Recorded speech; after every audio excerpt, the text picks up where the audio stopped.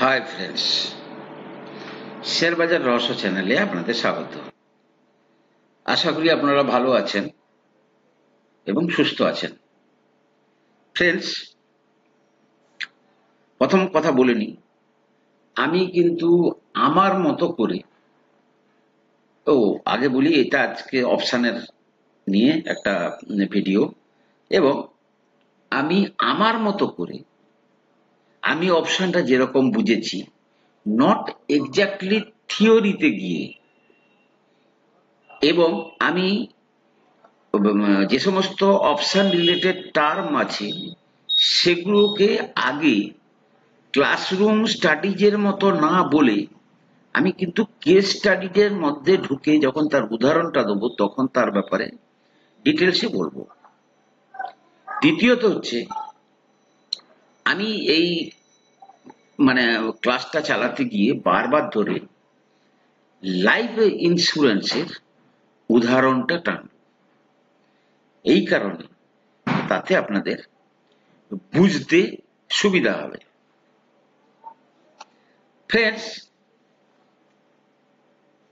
এখানে অপশন যেটা আনা হয়েছে, বেসিক লজিকটা কি, কেন অপশন আনা হয়েছে? ধরুন, শেয়ার বাজারে প্রতিদিন 1 লক্ষ কোটি টাকার ট্রানজাকশন চলে, মানে আরামসে 80-90 হাজার কোটি টাকার ট্রানজাকশন তো প্রতিদিন হয়, কিন্তু ইদানিং সেই ট্রানজাকশন প্রায় 1 কোটি ছুঁই ছুঁই। এই জায়গাতে যে পয়সা লেগে আছে সেগুলো কিন্তু বেসিক্যালি লেগে আছে কাদের পয়সা? পাবলিক মানি। এবং ধরুন, স্যালারি পিপল বেশি ইনভেস্ট কারা করেছে? যারা চাকরি করে সঞ্চয় করেছে। তাহলে তাদের টাকা, সে ফরেন বলুন আর ডোমেস্টিক বলুন, যে কোনো ইনস্টিটিউশনের মাধ্যমে মার্কেটে ঢুকেছে। মার্কেট যে সমস্ত প্রতিকূল টাইমে তার যে সমস্ত সমস্যা আসবে সেইগুলোকে ওভারকাম করার জন্য এই অপশানের আশ্রয় নেওয়া হয়েছে। ঠিক যেভাবে ইন্স্যুরেন্স কথাটা বেসিক্যালি কারুর অনুপস্থিতিতে তার উপস্থিতিটা বজায় রাখার জন্যই কিন্তু ইন্স্যুরেন্স। অর্থাৎ ধরুন, আমি আজকে 50,000 টাকা রোজগার করছি, আমার অনুপস্থিতিতে আমার যারা আছে তারা আমার অনুপস্থিতিটা না ফিল করুক, তার জন্য আমি এমন একটা ইন্স্যুরেন্সের শেল্টার নেব যাতে করে তারা প্রতি মাসে মাসে আমি ঠিক যতটা রোজগার করতাম এই সংসার পরিচালনার জন্য, আমি যেন ততটা পাই। এই কনসেপ্টটাই কিন্তু মূল। অর্থাৎ আপনার অনুপস্থিতিতে আপনার উপস্থিতি, অর্থাৎ ফাইন্যান্সিয়াল পয়েন্ট অফ ভিউতে। কিন্তু যেমন ধরুন, বর্তমানে লাইফ ইন্স্যুরেন্সের যে ডেফিনেশন, ধরুন আমাদের গায়ে গঞ্জে সেখানে কিন্তু দুটো জিনিস দেওয়া থাকে, শুধু লাইফ ইন্স্যুরেন্স নয়, সেখানে কিন্তু সার্ভাইভাল বেনিফিট। এবার যেহেতু আমাদের মধ্যে কোনো আইডিয়া থাকে না, তাই কিন্তু ইন্স্যুরেন্স বলে লোকেদেরকে অনেকে মিসসেল করে এইভাবে বিক্রি করে। কিন্তু মূল লজিকটা হচ্ছে যে পিওর ইন্স্যুরেন্স যেটা আর লাইফ ইন্স্যুরেন্স, দুটোর মধ্যে পার্থক্য আছে। পিওর ইন্স্যুরেন্সটা এখানে টার্ম ইন্স্যুরেন্স বলছে। যেমন ধরুন, আমি 50,000 টাকা পাই, আমি কথা বললাম, 50,000 টাকা মান্থলি রোজগার করতে গেলে ধরুন আজকে 10 লাখ টাকাতে আপনি কত টাকা ইন্টারেস্ট পাবেন? ধরুন 6,000 টাকা। তাহলে 1 কোটিতে কত পাবেন? আপনি পাবেন 60,000 টাকা। 50,000-এ কত আপনার দরকার? 80 লাখ টাকার। অর্থাৎ আমি প্রতি মাসে মাসে বা বছরে এমন টাকা ইন্স্যুরেন্স কোম্পানিকে দিতে থাকবো, আমার অনুপস্থিতিতে আমার পরিবার 80 লাখ টাকা পাবে। কিন্তু আমি যদি বেঁচে থাকি আমি কিন্তু কিছু পাবো না। আর লাইফ ইন্স্যুরেন্সে যেটা ঢোকানো হয়েছে, যে ইন্স্যুরেন্স পার্টটাকে ধরুন আপনার রিস্ক পার্ট একটা ওরা বলে দেয়, প্লাস সার্ভাইভাল বেনিফিট একটা আলাদা কথা বলে দেয়, কিন্তু এটা মূল ইন্স্যুরেন্সের কনসেপ্টে থাকে না। তাই ইন্স্যুরেন্সের যে প্রিমিয়াম, সেটা কি কি মিলে হয়, একটা ইন্ট্রিনসিক ভ্যালু আর একটা হচ্ছে টাইম ভ্যালু। লাইফ ইন্স্যুরেন্সের ক্ষেত্রে ইন্ট্রিনসিক ভ্যালুটা কি হবে, সার্ভাইভাল বেনিফিট। কথাটা বুঝতে পেরেছেন? সার্ভাইভাল বেনিফিট প্লাস টাইম ভ্যালুটা হচ্ছে এখানটাতে ধরুন যে টোটাল আপনার যে ইন্স্যুরেন্স কভারেজ দেওয়ার জন্য যে টাইমটা পড়ে আছে সেটা। ঠিক আছে? পরে আরো দেখুন ফ্রেন্ডস, এইখানটাতে কিন্তু একটু অ্যানালিটিক্যাল মাইন্ড লাগবে। তো এখানে দুটো টাইপের অপশন আছে, একটা কল অপশন, একটা পুট অপশন। ঠিক আছে?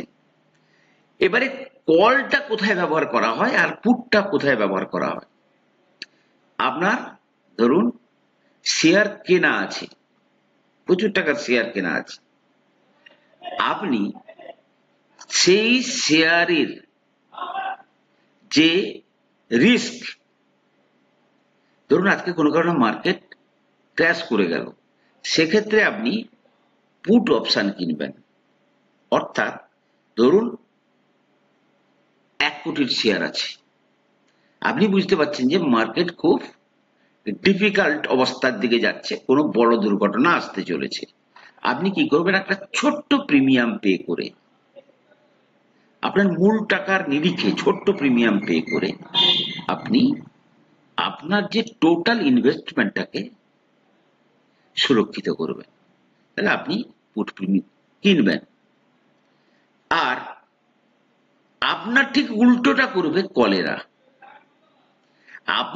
আপনি তো ধরুন আপনি শেয়ার কিনে রেখেছেন, আবার অনেকে আছে তারা শেয়ার বিক্রি করে দিয়েছে এই ভেবে শেয়ার অনেক নিচে যাবে, যদি উপরে যায় তাহলে তারা কি করেছে, কল কিনে নিয়েছে।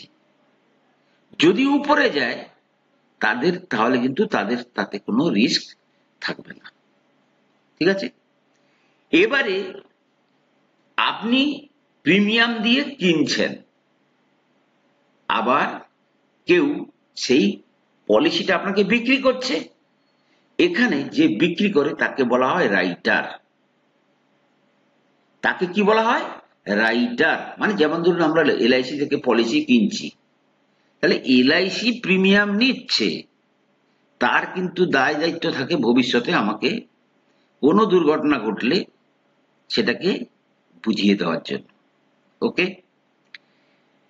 এই সমস্ত টার্ম আমি পরে আবার ক্লিয়ার করব। এখন কেবলমাত্র আপনার টাইম বেসিসে কিছু কিছু জিনিস জেনে রাখুন। এবারে আপনাকে যদি আমি শেয়ারের পয়েন্ট অফ ভিউ থেকে বলি, ধরুন আপনি 1500 টাকাতে, বা আজকের রেট যা চলছে ধরুন 1430-এ ইনফোসিস কিনলেন। ঠিক আছে? আপনি এই ভেবে কিনলেন যে আমার শেয়ারটা উপরে যাবে। ঠিক আছে?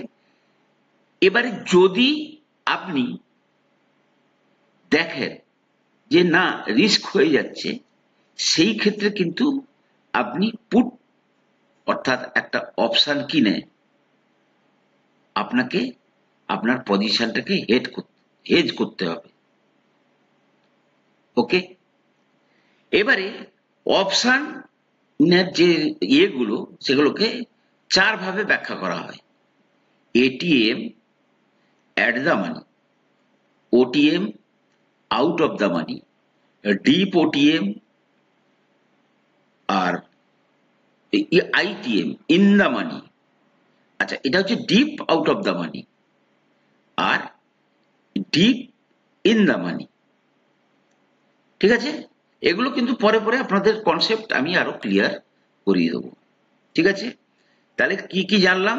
সি একজন ক্রেতা থাকে আর একজন বিক্রেতা থাকে, পি তে একজন ক্রেতা থাকে একজন বিক্রেতা থাকে। ঠিক আছে, প্রিমিয়ামের মধ্যে দুটো পার্ট থাকে, একটা ইন্টেনসিভ ভ্যালু আর একটা টাইম ভ্যালু। 5 ভাবে এটাকে করা হয়: at the money, out of the money, deep out of the money, in the money, deep in the মানি। এবারে স্ট্রাইক প্রাইস। আপনি কি করছেন, 1430 টাকাতে আপনি ইনফোসিসটা কিনেছেন, আপনি একটা টার্গেট নিয়ে যাচ্ছেন যে ধরুন আমি চাইছি 1 মাসের মধ্যে 5% রিটার্ন পেতে। তাহলে 1400 টাকার 5% 70 টাকা, তাহলে 1430 প্লাস 70 অর্থাৎ 1500। আপনি 1500-র কাছে একটা কিছু ধরুন কল বিক্রি করবেন। ঠিক আছে, যে প্রাইসটাতে আপনি কল কিনছেন বা বিক্রি করছেন সেইটাকে বলা হয় স্ট্রাইক প্রাইস। ওকে, ইন্ডেক্স অপশনের ক্ষেত্রে ভিক্স, ভোলাটিলিটি ইন্ডেক্স যেটা আমি বলেছি আপনাদেরকে, পিয়ার ইন্ডেক্স। আবার শেয়ারের ক্ষেত্রে ভিক্স অর্থাৎ কি, যেটা থিওরিটিক্যাল টার্ম, ধরুন ভিক্স 18 অর্থাৎ নিফটি 18% উপরেও আসতে পারে, 18% নিচেও উপরেও যেতে পারে, নিচেও আসতে পারে, উপরেও যেতে পারে। ঠিক তার উল্টো স্টকের ক্ষেত্রে আইভি, ইমপ্লয়েড ভলাটিলিটি, এরও ডেফিনেশনটা বেশ কিছুটা ওই রকম। ঠিক আছে ফ্রেন্ডস, আমি আমার মতো করে বলছি, কিন্তু মূল জায়গাটা হচ্ছে আপনাকে রোজগার করতে হবে। রোজগার করার জায়গাটাকে বোঝানোর, বুঝতে পারাটা, প্র্যাকটিক্যালি কাজ করতে পারাটা, জায়গা অবধি পৌঁছানোর জন্য আপনাদেরকে এই ব্যাখ্যাগুলো মিনিমাম দিয়ে রাখছি। নেক্সট যেটা হচ্ছে, এই যে অপশনের প্রিমিয়াম, সেই প্রিমিয়াম কি কি জিনিসের উপরে ডিপেন্ড করে, যেগুলোকে বলা হয় গ্রিক্স। কি কি গ্রিক্স আছে? ডেল্টা, থিটা, গামা, ভেগা এবং রো। মেনলি আমাদের দরকার কি?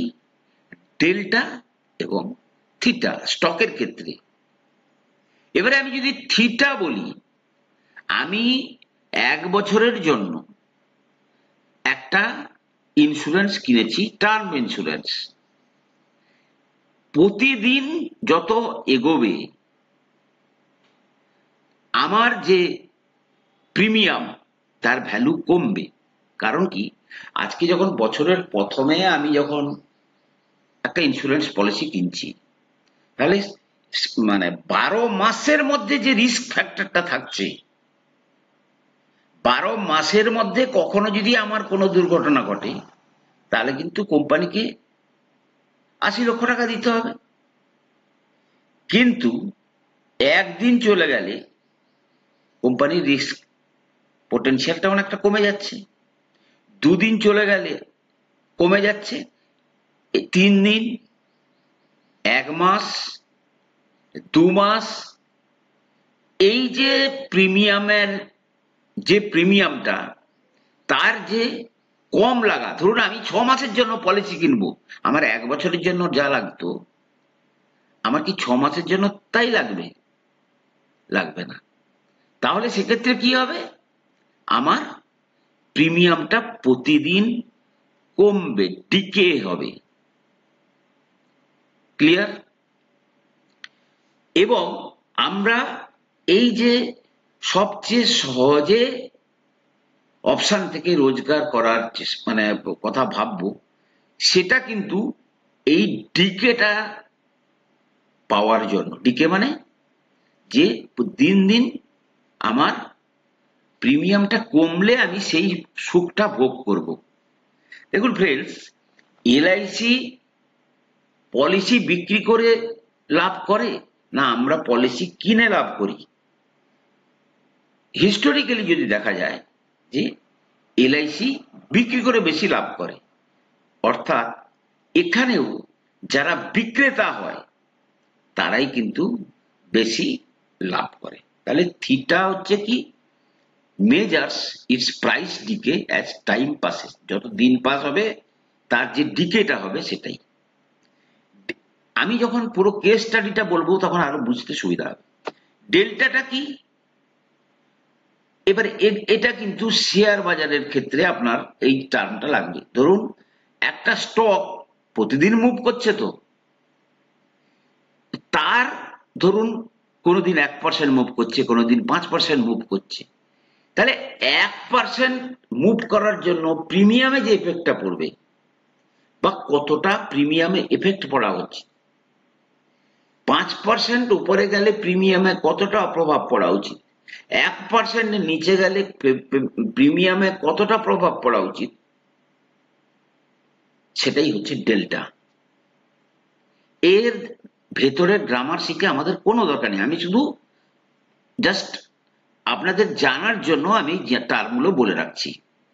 ফ্রেন্ডস, 20-25 মিনিট হয়ে গেলে আমি কিন্তু ভিডিওটা ক্লোজ করে পরের এপিসোডে যাব, মানে পরের এপিসোড ইন দ্য সেন্স যেখানে 20-25 মিনিট হবে সেখানে আমি ভিডিওটা ক্লোজ করে এরপরে পার্ট 2-তে চলে যাব। তাহলে তাতে খুব অন্যান্য প্রবলেমগুলো আমাদেরকে ফেস করতে বেশি হয়। তাহলে ডেল্টা বললাম, থিটা বললাম, গামা এর যে পরিবর্তন, ডেল্টার পরিবর্তন যেটা, সেটাকে মেজার করার জন্য গামা লাগে। ভেগা লাগে কোথায়? যখন ইমপ্লয়েড ভোলাটিলিটির ক্ষেত্রে এই ভেগাটা ইউজ হয়, আর রো এটা হচ্ছে ইন্টারেস্ট, এগুলোর অত বেশি লাগে না কাজে। ঠিক আছে, মেনলি ডেল্টা থিটা, কখনো কখনো কিছুটা গামা এফেক্টের জন্য এটা লাগে, তিনটে জিনিস লাগে। দেখুন আমি কিন্তু আপনাদেরকে থিওরি শেখাতে বসিনি, আমি মূল জায়গাটা দিয়ে যাওয়ার জন্য এই জিনিসগুলোর আশ্রয় নিচ্ছি। ঠিক আছে, দ্বিতীয়ত হচ্ছে অপশন থেকে রোজগার করতে গেলে কিন্তু আপনার কন্টিনিউয়াস প্র্যাকটিস কিন্তু খুব ম্যান্ডেটারি। আপনি কেউ যদি ভাবেন অপশন মার্কেটে আপনি ডাইরেক্ট গিয়ে কিছু করবেন, দেন সরি। আমি এই যে সেফেস্ট স্ট্র্যাটেজিটার কথা বলছি, যেটাতে আমরা যাব, এই সেফেস্ট স্ট্র্যাটেজিটাতেও আপনাদেরকে মার্কেটের ডিপ নলেজ অত্যন্ত আবশ্যক। ওকে, এবারে আজকে আমি যেটা যাচ্ছি, আমি প্রথমে বলে নিই, ধরুন, আচ্ছা আর একটা কথা বলি, অপশন নে কাজ করতে গেলে এখানে কিন্তু একটা লট লাগে, অর্থাৎ আমি যেটা বলেছিলাম ক্যাপিটাল। যখন আপনি কোনো অপশনে কাজ করতে যাবেন সেক্ষেত্রে আপনার এই যে স্ট্র্যাটেজিটাতে আপনার কিন্তু 6-7 লাখ টাকা লাগবে। আমি বারবার বলছি, যাদের পুঁজি কম অপশনের কথা ভাববেনই না। পুঁজি তৈরি করুন 20 লাখ, 25 লাখ, 30 লাখ, তারপরে আপনি দেখবেন আপনার পয়সার উপর কি করে রোজগার আনতে হয় সেটা আমি আপনাদেরকে মানে বুঝিয়ে দেবো। যে যার কাছে 20-25 লাখ আছে, 30 লাখ আছে, তার চাকরি করারও দরকার নেই। আমি জাস্ট হয়তো তার জন্য আর একটু ক্যাপিটাল লাগবে, কিন্তু আমি এখানে এমন কিছু কিছু পলিসি মানে ইয়ে আছে যেখানে কিন্তু আপনার চাকরি বাকরিরও কথার দরকার নেই। যাই হোক, আচ্ছা ইন্ট্রোডাক্টরি মানে এটা এই জায়গায় থাকুক, এরপরের এটাতে শুট করতে গিয়ে আমি এবারে ডিটেলসে যাব, কারণ কি টাইমটা প্রায় 25 মিনিটের কাছাকাছি বা 20 মিনিট মতো হয়ে গেছে। ঠিক আছে, এখানেই শেষ করছি, একটু পরে আমি আবার দ্বিতীয়টা চালু করব।